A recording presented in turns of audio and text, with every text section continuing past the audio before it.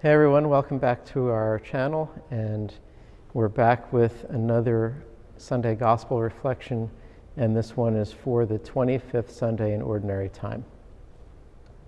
A reading from the Holy Gospel according to Mark. Jesus and his disciples left from there and began a journey through Galilee, but he did not wish anyone to know about it. He was teaching his disciples and telling them, "The Son of Man is to be handed over to men, and they will kill him. And 3 days after his death, the Son of Man will rise." But they did not understand the saying, and they were afraid to question him. They came to Capernaum, and once inside the house, he began to ask them, "What were you arguing about on the way?"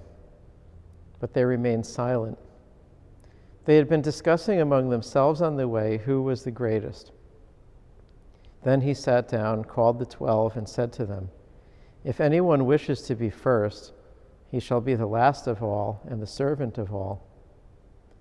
Taking a child, he placed it in their midst, and putting his arms around it, he said to them, "Whoever receives one child such as this in my name receives me.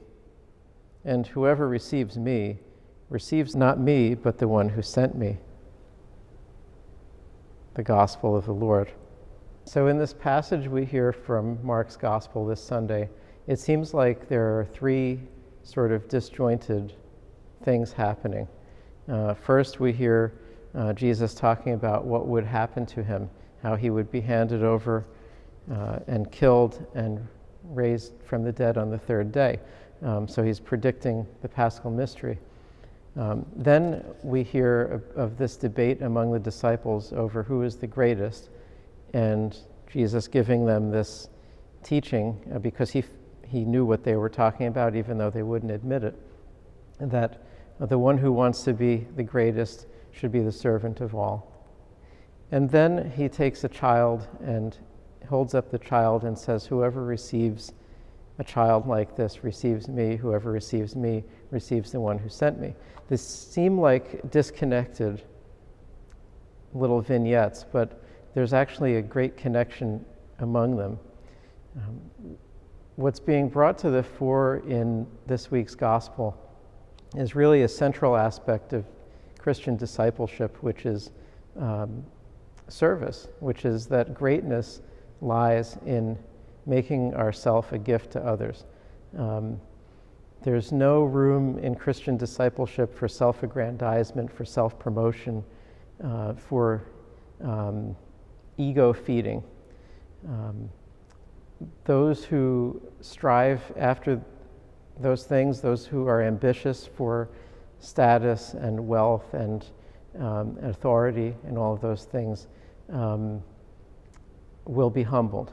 But those who humble themselves, who put themselves at the service of others, who make of themselves a gift to others, are imitating the love of God, are imitating Christ, and that is, of course, what a disciple is one who imitates the Master. And so, in foretelling his sacrifice and his Paschal mystery, Jesus is saying, well, this is the pattern, right? The pattern for the Christian disciple to serve and to give is to be willing to give all for others. And he holds up the child because we know that children, by definition, are dependent upon the adults around them. The mark of adulthood is being able to sort of sustain one's own life, to be somewhat self-sufficient. And so the child is dependent and calls upon the adults around them to be of service, to be self-giving. And so the child is a great example to us and a reminder to us of what we are all called to. If we're to live the life of discipleship, it is not about us. It's not a life lived for ourselves. It's a life lived for the Lord and for others, and making ourselves a gift. And when we do that, we find fulfillment, we find peace, we find happiness and joy, and we find the path to eternal life.